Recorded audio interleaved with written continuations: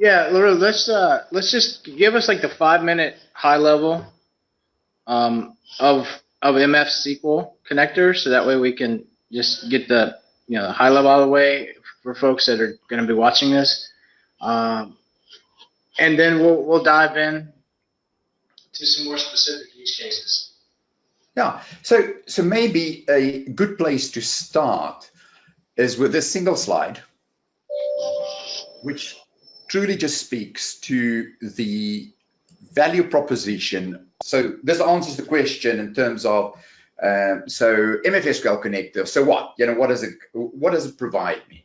To just put the slide in context, MFSQL Connector is simply a tool, a platform that allows communication between M files and SQL in a variety of different ways and for a variety of different purposes without you having to resort to APIs to enable any of that communication. We've used the standard M-Files COM APIs, built that into SQL that allows you to execute that interaction using SQL, and you can also activate that interaction from M-Files so that you can communicate between SQL and M-Files. In essence, MFSQL Connector really come to its own in an environment where either the customer or the reseller have at least a level of command for SQL, and that they have maybe a bigger environment in which a lot of the data is exchanged or used in SQL. Then this tool will make a difference. It would really make a difference. And it meets three broad challenges.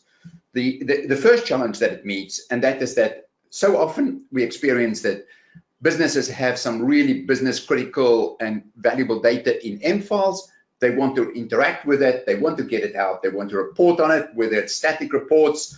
You can use interactive reports with it. And what is key to this whole reporting engine, it allows you to effectively almost get real-time, near real-time reporting with it, because MFSQL Connector allows you to update from M-Files to SQL, just the differential. So just the updated records, with the result that there's no need to do a full refresh of data just to get a couple of updates that has taken place.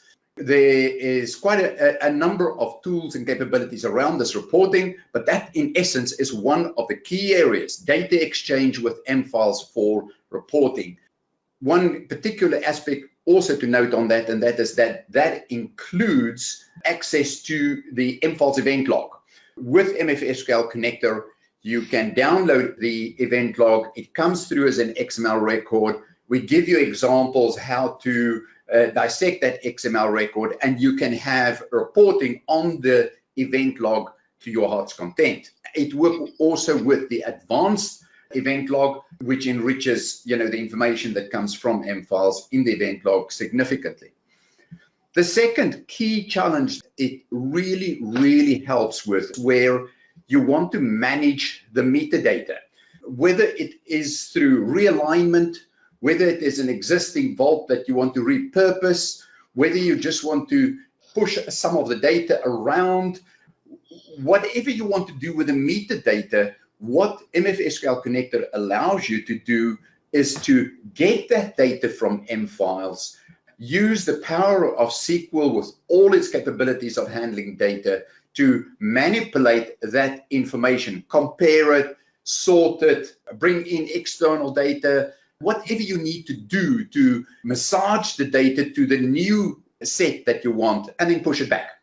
You can do that in bulk, or you can do that on an individual basis. The great difference between, for instance, using M-Files itself to do that is that it allows you to do things in bulk. For instance, I wouldn't be the first developer in M-Files that actually do an import and then find that I've import 10,000 records or 100,000 records and they're all wrong and I want to delete that. Now, to delete that in M-Files is actually quite a hard task. With MFSQL Connector, it's easy. You just delete in bulk. That's just one of a illustration of capabilities that is there to update and massage the records to realign your metadata. That's awesome. So you use that use case, you import 100,000 records, 100,000 documents. So instead of deleting the 100,000 documents, starting over, you could literally just massage the data like you're saying and update those 100,000. Exactly. I used the delete function to illustrate that you can just run through a delete process rather than sitting there and doing them in batches of 500. But if you want to then say, wait a moment, I need to massage the data to get it right, you can absolutely do that also. What we have done very successfully, and that is to where I have images that I need to import and metadata that need to carry with those images. And sometimes it's actually quite a big task to, before you do the image import, to get your CSV or your Excel in absolutely the correct format with the correct data so that you can run it through the importing tool and it just works.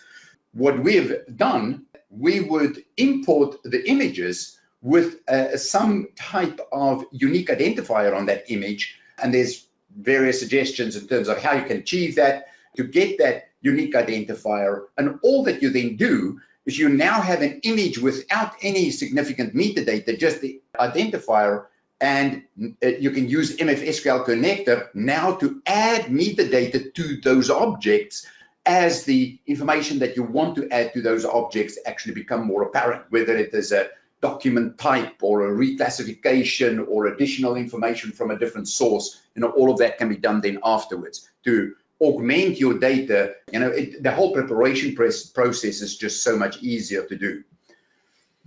That is awesome, LaRue. And then the third element that I want to highlight, and that is reaching or extending the reach of M files into other applications. Now, say that this is not opposition with all of the fantastic plugins that is already available for integration. There are many plugins available, and they work and they go on, and people often use them. Where we saw where MFSQL Connector really in this respect come to its own is where the user or the company want to do something that is not being met by that integration tool. Then you sit with a situation, now you need to go and modify that application, or you need to go back to developers to get a new plugin or a new process to deal with this odd requirement. In that respect, MFSQL Connector is fantastic because what it will do, it will help you to rapidly modify or get a special requirement met. But it also is very useful where you have an integration for something that doesn't exist. And we have many examples. And just to use an example is that, one of our customers have a testing system in the laboratory. They have written their own application for controlling that testing process. But what they had to do is they had to get the testers to access current information in M files to augment the test results so that they can correlate whether the item can go out or not. There was no integration tool to effectively allow for that. MFSQL Connector was ideal. They could put it alongside their application. MFSQL Connector happens all in the background. In fact, the laboratory doesn't even know about MFSQL Connector because what it does, it ties their application to M files, get the information, update the information both in the laboratory system and back into M files, job done.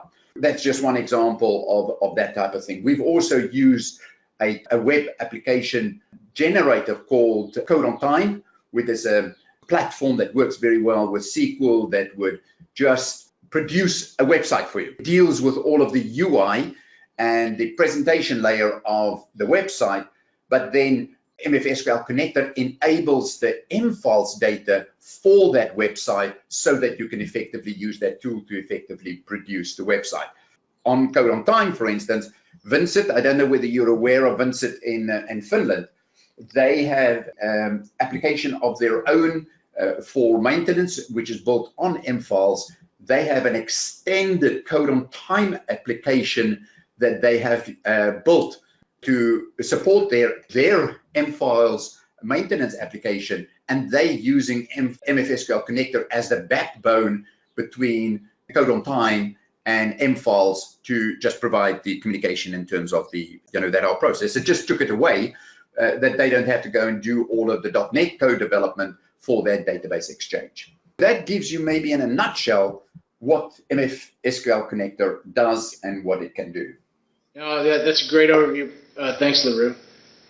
So, I guess the next question is a little bit about architecture of your application. So, how does it run? Is it a service? Is it, is there a little application that runs on top of the service to configure? Let me show from its different components. So it has both an M-Files component and a SQL component. There is a single installation package, and that installation package needs to be installed on the M-Files server, and it needs to run, be installed on the SQL server. Now, obviously, if it's in the same on the same server, then you have a single run through.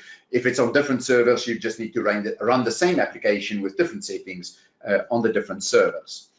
M-Files server and the SQL server does not have to be in the same domain. For instance, that M-Files Cloud Operations have now approved our infrastructure so that it can run in M-Files Cloud, and the customer can therefore have an on-premise or a hosted SQL server, then can communicate with the cloud server. Having said that, let me quickly show you installation on the M-Files side. So after you have run the installation, it has the following. First of all, it has applications. So it has two applications. In fact, it has 3 Vault applications, and I'll explain all 3 of them. The first one is the UIX. This controls the features whereby the user can have a menu in M-Files to execute SQL procedures. So you don't have to use it. You can actually activate everything from the SQL side, but if you want to build in procedures, and I'll show you some examples of that, you can. This is what this UIX enables, is that the UI for the user to select items that they want to execute. The main application is this Vault application. What this Vault application does, it carries the licensing. We use the standard M-Files Vault application framework to license the application, and this also allows the application to execute operations from the M-Files side to SQL side.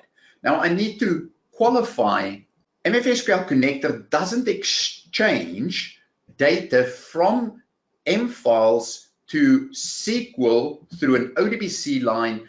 It only executes an instruction. There's no secure data that is basically running in that pipe. So effectively, it reduces both the load as well as the security risk in terms of the communication from M-Files to SQL through an ODBC connection. I will talk, when we look at the SQL side, I will talk about how does SQL communicate with M-Files. It communicates in a very different protocol, and I'll talk about that at that stage. I want to just highlight the third Vault application that I have here, which is called this SQL Database Connector. This is a separate application. It's a separate module. This module is built upon IML, and it's specifically designed to allow for M-Files to use the IML connector to connect to blobs in databases. Similar to the M-Files network file connector, it uses the same backbone technology, but it also then it links to a blob in a database. And I assume you know what a blob is. Yes. Okay. So it's very specific for that purpose. This has been designed, and as we are in the process of deploying this for a client that is using an Oracle database where their main operating application runs in Oracle. It generates files, and what they want is they want those files to become visible in M files, similar to the network connector, without transferring those files into M files. And this is what this specific Vault application will do. It also, on installation, it also does a couple of other things in M files itself. Includes a configuration element, the configuration of the ODBC connection into the name value storage using the configurator, therefore allows this to be protected, because this is, you need to be a server administrator to be able to access that, and that is why the cloud has actually approved it, because they have complete control over it, and this is not at all customer configurable in the cloud scenario. And it also gives you, just shows you that you have a valid license, which modules has been installed. And then finally, it also adds one object, and this is an object that, so that if you want to do it, you can actually push update messages for operations in SQL. You can push that into M files so that the user can see it as an object in M files. So there's infrastructure that actually drives that creation of the message and the updating of the message into M files. There's many other ways also to communicate between what is happening in SQL and M files, and this is just one method to do that. But that is the extent of the installation and the changes that is taking place associated with that. It has a user group that is specific to the application and the security settings, and obviously it has a couple of properties that is associated with that. If I go to SQL, then if I open to show you on installation, it would create the database, it would set up the security framework for the database, and it would then create a whole range of different tables. I would say 99% of these tables that you're seeing here is part of what I call the infrastructure. To just highlight, so there's my list of classes, this is my my properties. It creates a replication, not an exact replication, but an applied replication of the metadata structure in SQL, so that you can use it in SQL. You can do all sorts of operations in SQL, but it also then provides information about the metadata structure and other metadata components to work with. But there are then also logging tables. There's the M-Files events, event log table, a log of the file imports, and so forth and so forth. It has a whole bunch of tables that it installs. It also has some views that is handy to actually see and operate some of the data. And then it has a range of procedures. These procedures, if you're familiar with SQL, you'll immediately see that some of these procedures are actually CLR procedures. What is happening is these procedures are built so that they are using a CLR procedure. That CLR procedure effectively calls the assembly in the background. We are using the M-Files APIs, and this wrapper is what actually makes everything tick, because inside of that there's all the COM APIs that's then called by MFSQL Connector procedures to communicate with M-Files. Now, I said that I'll talk about the access from SQL to M-Files. We use a standard M-Files connection to connect with M-Files. So you can effectively connect from any SQL server, whether it is on-premise or hosted. All that is required is that the SQL server need to have an installation of the M-Files client on the SQL server. It uses that client to communicate with M-Files. So you have an HTTPS. If you choose to use HTTPS or an encrypted connection, you can use that to effectively communicate with the server, or you can use a standard RDP connection to do that. That gives you a bit of an overview of the infrastructure. Any further questions around that? Yeah, so you guys mentioned that you've been approved by the cloud team. So the Vault apps have been approved, right? Yes. So the Vault apps go on the MFile server. And then your SQL, you're not running none of this. You're not running your SQL product in our Azure cloud, are you? No, not at all. Okay, no. That's what.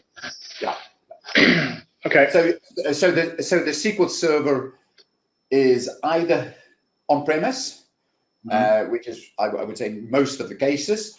It can be hosted, and in fact, if it's hosted, it really is just a VM, that is just in another place, because effectively it's not you cannot use Azure database hosting, because that is just the database, but you need to have a MFiles also installed on the SQL Server. So you're effectively working with, it's a standard server that you would host somewhere if you want to have it as a hosted on a hosted platform. So basically, you're pulling data from MFiles. So if MFiles is in the cloud, right? Yep. Your SQL is on home, you're pulling data down from SQL. I'm pulling data from MFiles and pushing data to MFiles. Right. You're pulling it from MFiles and you're pushing it to MFiles. Yeah. Let's say if you're just doing reporting and you're only interested in, or you never update information from SQL to MFiles, then you just need to pull, to actually update the information. When the information is pushed from SQL to MFiles, then you would, as part of your process, you would pull from MFiles, make sure that you have the latest version, and then push the changes back. So one of the use cases, we have a partner that's an MSP, and they're going to be hosting MFiles in their own multi-tenant server. Yeah. And one of the biggest question they get is, how do I get my data that's in my local SQL server to sync with MFiles? I think this is the answer, right? This is absolutely the answer for that. Yeah. Yes, if you want to push data to MFiles, in that framework, absolutely.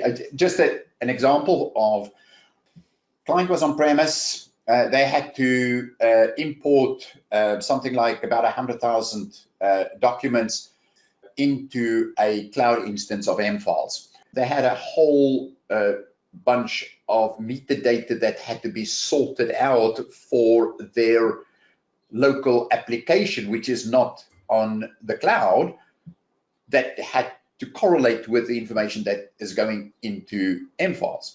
What we've done there is we have scanned all the documents in and then used their local application to analyze the data in their local applications, put that into MFSQL Connector, and updated the information back into the cloud.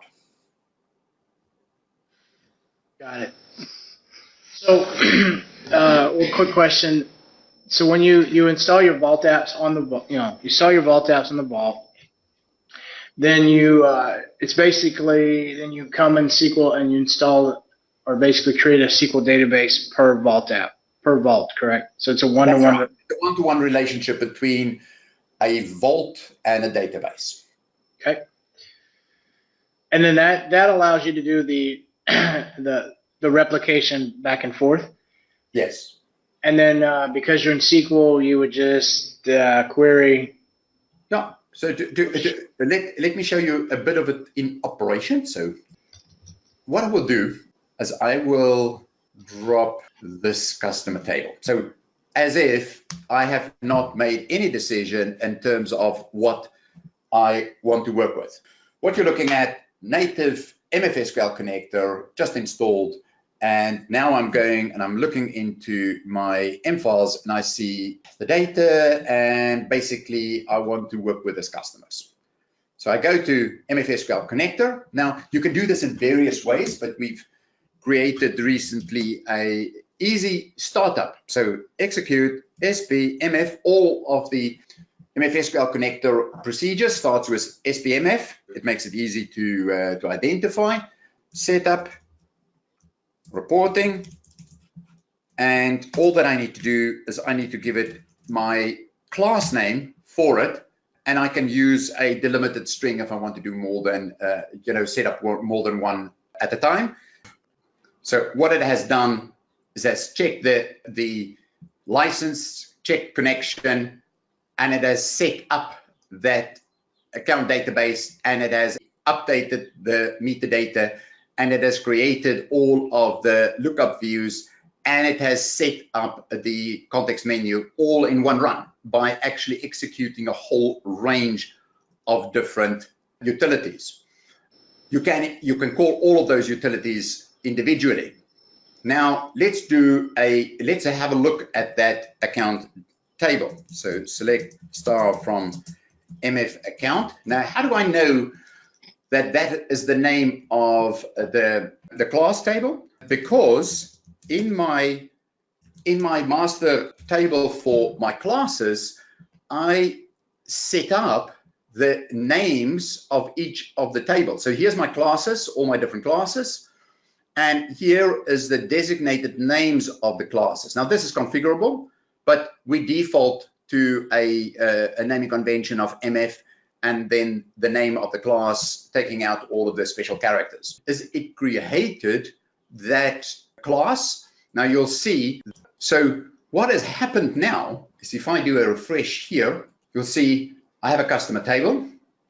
And what has happened is it used all the rules in M files, and which is now also in SQL, to set up this table with all of the correct naming conventions. Now I want to highlight a number of things here which, you being familiar with the reporting tool, is very different. And what I'm now talking about is not only relevant just for the structure of the class table, but it is also with an aim of supporting reporting.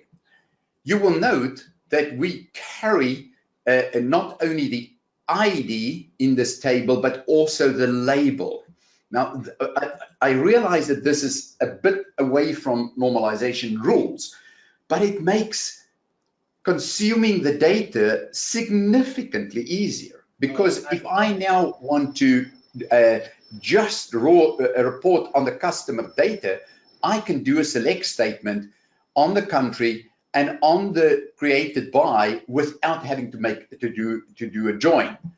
Obviously, if I am working with something that I want to also access other information about that object, and that is a other class table, then I can do a join. But I don't have to do a join for everything that I consume. Now, let's go and have a look at this table, because I want to get to doing some updating. So select star from MF customer, 94 from.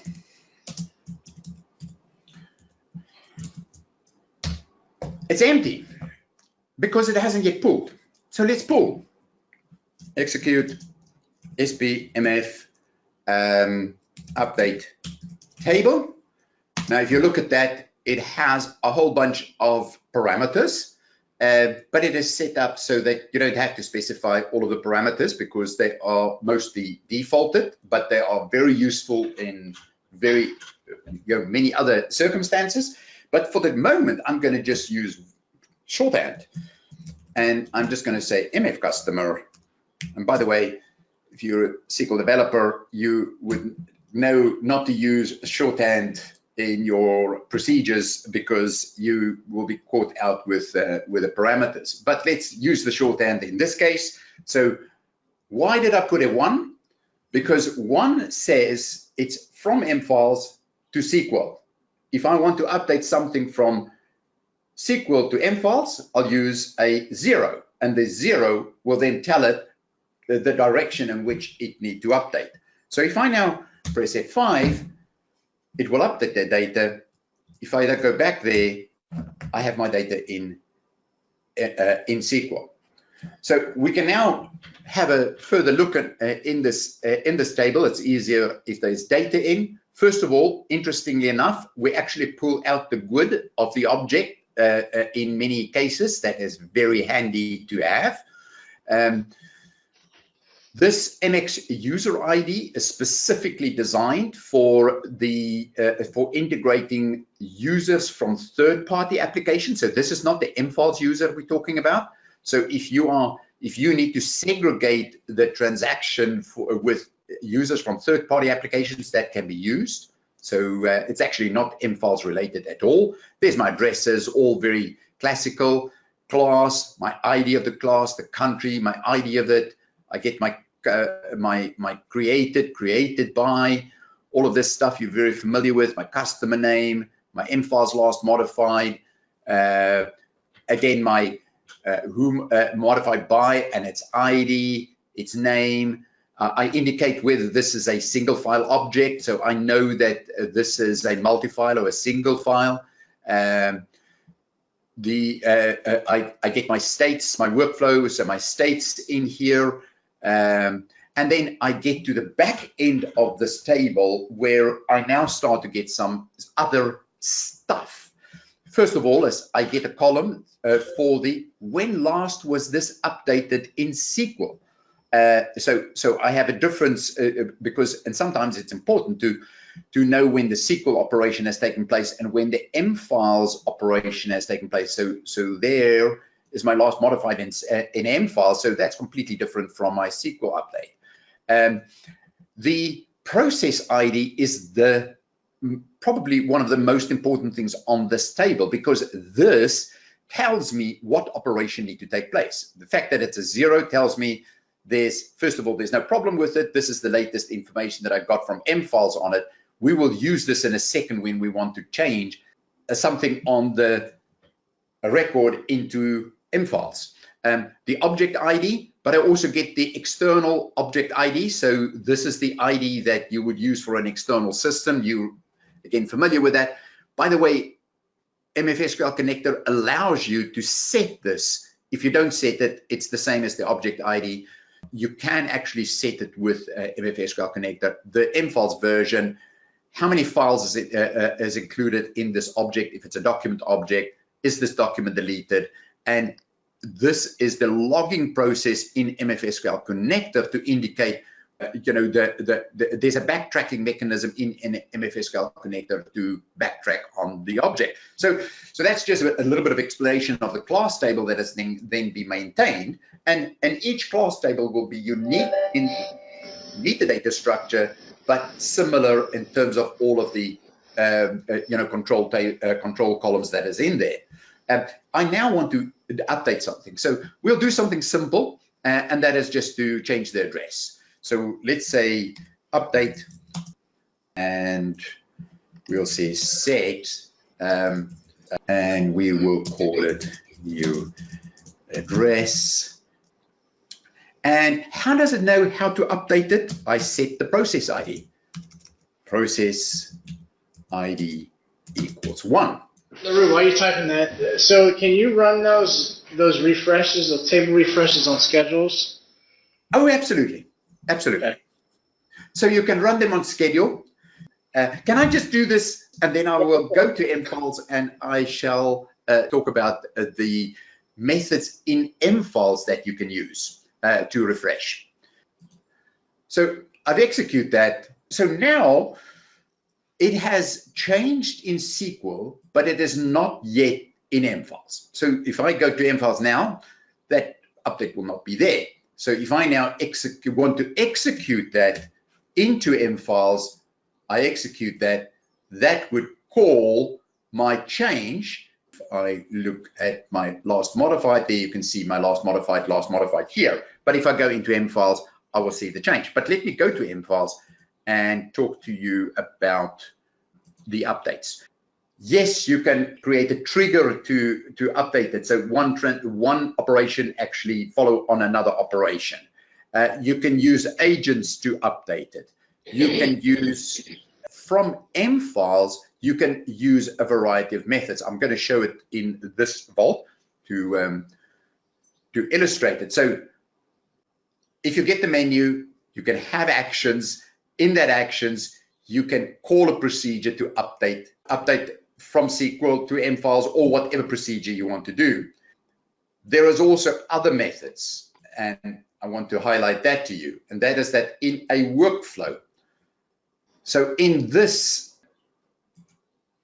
opportunity workflow, when my item gets to 1, it needs to perform a SQL operation. So all that I do is I add a little small script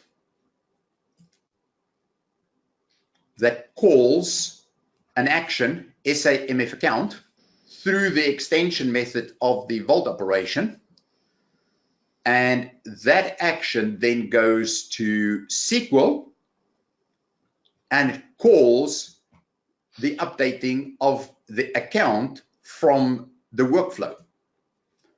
If I talk you through that, this table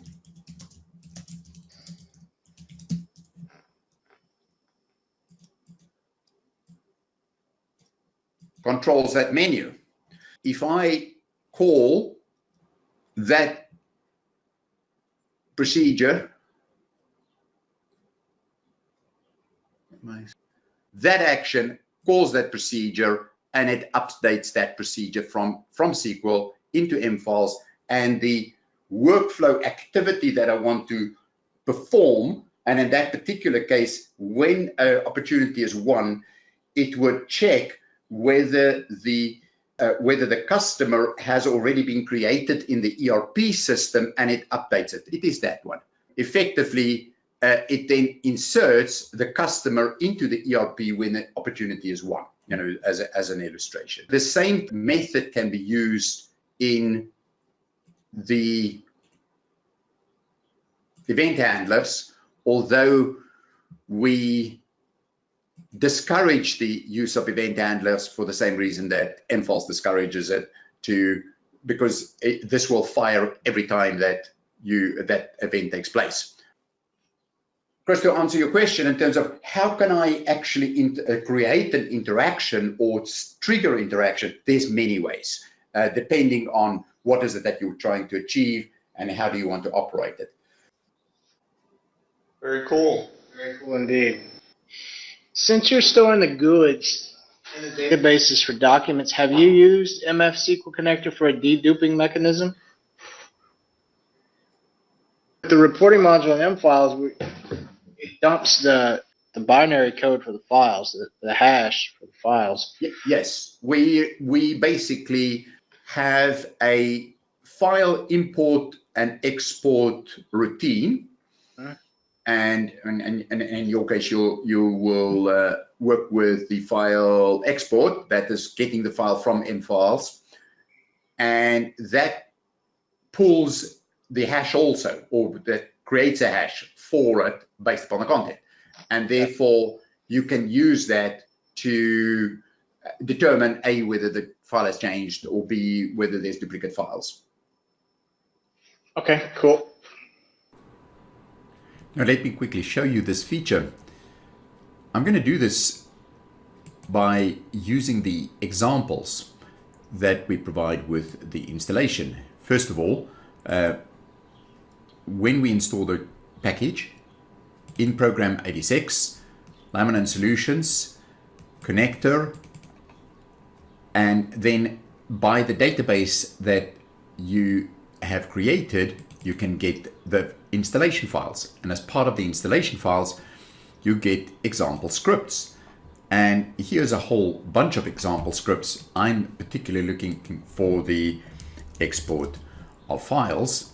So there's an example script for exporting the files. So I'm going to pick that up and just use this. Now, in the first place, we need to create the sales invoice table because we have not created yet. So I'm quickly going to execute that, get the right database, execute the creation of the table. Let's pull the data into the table so that we have the information from MFiles into it. Let's check it quickly out. And if I check, there's all my invoices in my class table, and I can see that they all have files attached to it. This particular function is based upon the fact that you mark the items that you want to export files for with using the process ID.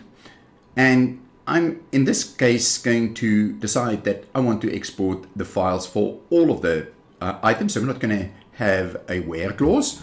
I'm just going to update and set the process ID to 5 for all of the files. So execute that.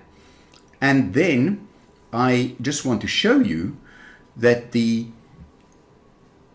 place where these files are going to be placed on the SQL Server is defined in the settings file. So if I go and have a quick look at that, I can see that my root folder for exporting the files is going to be on the SQL Server in MFSQL Connector file export.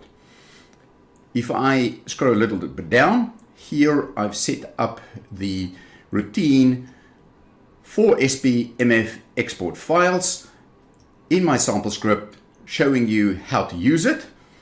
I'm going to just execute that.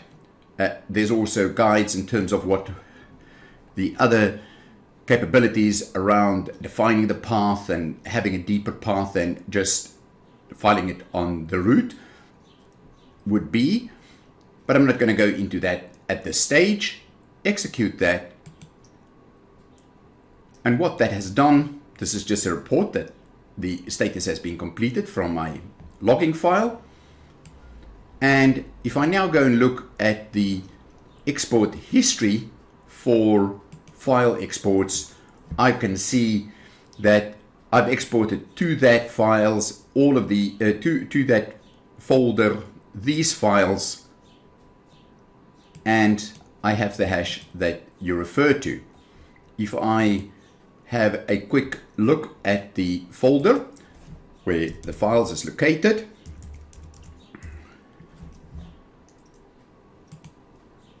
on the SQL Server, then in my file export, there's the files that I've exported. So this utility not only provides the capability to export files and do many different types of operations with getting the file out of mfiles into an environment that you can work with it, but using the checksum that we are recording against each file, you can check for duplicates also. So last thing, LaRue, before our hour's up. Pricing model, you guys are, how do you price this? Is it subscription similar to files? We're trying to align with mfiles pricing. So it is based upon a mfiles server. So it's licensed by server. And the brackets is more or less the same as the mfiles users in terms of the user brackets. This price is cumulative, so the data exchange and reporting connector, that's the base connector, is 1495. Then if you add the integration connector, that is all of the other capabilities. It's more about capability than necessarily naming, because basically the data exchange gives you the foundation for getting information out of mfiles and being able to report on that, and there's a number of utilities for that. However, if you start to work the data and you want to use more of the procedures that we've created in MFSQL Connector, then you move into the territory of using the integration connector, and that is where this will become applicable. So from a positioning perspective, it's almost simple, data exchange, advanced, integration connector. And then the third part is basically the database file or the blob connector. Now, we've structured this pricing as a cumulative because in our view is that when you get to blob connector, you would automatically want to use the other parts of MFSQL Connector also. That was our take on it. if you have a customer that purely wants to use the blob connector, nothing else, we look at the pricing to see whether we can adjust that, because it is a separate module that can run independently, but normally, we saw it as running as a package. And this is for one M-file server. It could be installed on multiple vaults on that server, right? Multiple vaults on the server, one server. We do provide a free development license, for that may run on a separate server, Gotcha. Yeah, I mean, you're right along the lines of the reporting module, so it'd be an easy replacement instead of selling the reporting module, we'd sell your guys's. Okay. Awesome, man. Hey, thank you. Yeah, you got any That's questions? great. Yeah, that's great, man. Excellent. Very good.